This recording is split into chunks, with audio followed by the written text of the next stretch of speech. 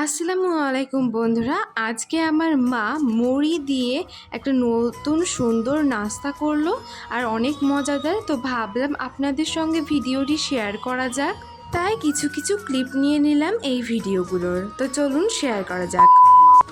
তো দেখতেই পাচ্ছেন এখন নিয়ে নিয়েছি হচ্ছে শুকনো মুড়ি। সেই মুড়িগুলোকে ভালোভাবে ধুয়ে নিয়েছি। দেখুন এই রকম হয়ে গিয়েছে, আর জল কিন্তু একটুও রাখা যাবে না, ভালোভাবে ছেঁকে নিতে হবে।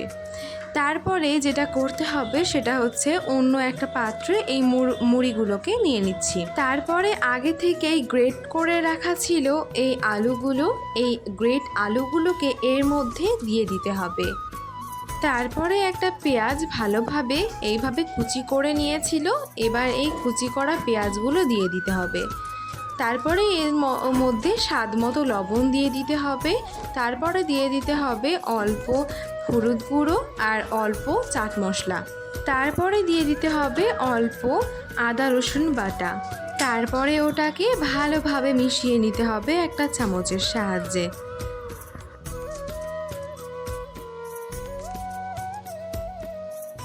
তারপরে এখানে নিয়ে নিয়েছি বেসন।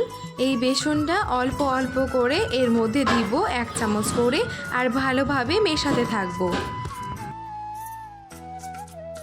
দেখুন আবারও কিন্তু এর মধ্যে ওই বেসন দিয়ে দিলাম, অল্প অল্প করে 1 চামচ করে দেব, আর ভালোভাবে মেশাতে থাকবো যতক্ষণ না ঘনত্বটা ঠিক পর্যায়ে আসছে।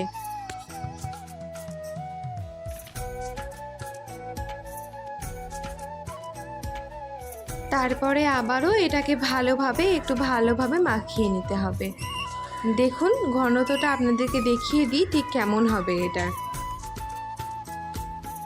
এই যে দেখুন, আপনারা দেখলেই বুঝতে পারবেন এই রকম মুঠো মুঠো হবে, এই রকম মুঠো মুঠো হবে, এই রকম ঘনত্বের এটা করতে হবে। তো এইভাবে এইগুলোকে একে একে মুঠো মুঠো করে নিব। দেখুন এইভাবে কিন্তু আমাদের সবগুলোই এরকম করে নেওয়া হয়ে গেছে, এরকম শেপের। আপনারাও অন্যান্য শেপও দিতে পারেন আপনাদের ইচ্ছে অনুযায়ী। তো তারপরে যেটা করতে হবে, এখানে শুকনো চালের গুঁড়ো নিয়ে নিয়েছি, সেই চালের গুঁড়োতে এটা ভালোভাবে কোট করে নিতে হবে। তারপরে এইভাবে হাত দিয়ে একটু চেপে দিতে হবে। দুপুরবেলায় আমাদের রোজই আইসক্রিমওয়ালা আমাদের বাড়ির পাশে আসে, তাই ভাবলাম আইসক্রিম কিনি। আর রোজই কিনি, কারণ এই গরমে আইসক্রিম খেলে যেন প্রাণটা জুড়িয়ে যায়, তার জন্য আইসক্রিম খাই। আর আমি কিন্তু চকোবারটা অনেক পছন্দ করি। আপনাদের কার কার পছন্দ অবশ্যই কমেন্টে জানাতে ভুলবেন না। তো যাই হোক, তারপরে এইখানে দেখুন খুব ভালোভাবে এগুলোকে চেপে চেপে দিচ্ছি। আর এইখানে কিন্তু আমি অপেক্ষা করছিলাম কখন ওটা হবে, আর আমি কখন টেস্ট করব যে কেমন হয়েছে। তো যাই হোক, তারপরে এখানে হচ্ছে এই দেখুন, এখানে তেলটা খুব ভালোভাবে গরম করে নিয়েছে। তারপরে ওই তেলের মধ্যে ওই ইয়েগুলোকে দিয়ে দিচ্ছে। ঠিক এরকমভাবে একটু তেলগুলোকে এইভাবে উপরে উপরে ছিটিয়ে দিতে হবে, এরকমভাবে হালকা হালকাভাবে নাড়িয়ে দিতে হবে। এইভাবেই কিন্তু লাল লাল করে এইগুলোকে ভেজে নিতে হবে।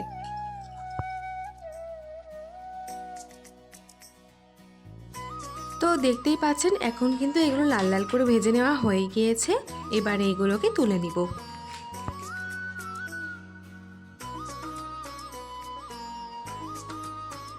আবারও তেলের মধ্যে ওগুলোকে ছেড়ে দিচ্ছি। এইভাবে কিন্তু সবগুলো তেলের মধ্যে দিয়ে সুন্দরভাবে লাল করে ভেজে নিব। আরও একটা কথা বলা হয়নি, এটা কিন্তু লো ফ্লেমে করতে হবে, হাই ফ্লেমে করা যাবে না, নাহলে ওপরটা লাল হয়ে যাবে আর ভেতরটা হালকা কাঁচা থেকে যাবে। তো লো ফ্লেমে করলে এটা বেশি ভালো হয়। তো দেখতেই পাচ্ছেন এটা কতটা সুন্দর দেখতে লাগছে, আর সবগুলো কিন্তু ভেজে নেওয়া হয়ে গিয়েছে। আর এটা দেখতেও যতটা সুন্দর, তার থেকে খেতে আরও দ্বিগুণ বেশি সুন্দর। আপনারা যদি বাড়িতে এটা করে দেখেন তাহলে আপনাদের বেশি ভালো লাগবে আশা করব। আর দেখুন ভেতরটা কত সুন্দর ভাজা হয়েছে, আর খুবই সুন্দর এটা খেতে। আজ আমার মা মুড়ি দিয়ে এত সুন্দর একটা নাস্তা করলো, তাই ভাবলাম ভিডিওটা আপনাদের সঙ্গে শেয়ার করা যাক, তাই শেয়ার করে দিলাম। আপনারা এইভাবে বাড়িতে করে দেখবেন, আশা করব আপনাদের অনেক ভালো লাগবে। আর ভিডিও কেমন লাগলো অবশ্যই কমেন্টে জানাতে ভুলবেন না। আর যদি ভিডিও ভালো লাগে তাহলে অবশ্যই আমার চ্যানেলটিকে সাবস্ক্রাইব করে পাশে থাকা বেল আইকনে ক্লিক করে অল নোটিফিকেশন অন করে দেবেন। আর যদি ভিডিও ফেসবুক থেকে দেখেন তাহলে অবশ্যই আমার পেজটিকে ফলো করে আমার পাশে থাকবেন। সবাই ভালো থাকবেন, সুস্থ থাকবেন, সবাই সবার জন্য দোয়া করবেন। টাটা। আর ওই দেখুন চেয়ারের নিচে আমার পুচকুটা বসেছিল, তাই ভাবলাম ওর ভিডিও নিয়ে নেই।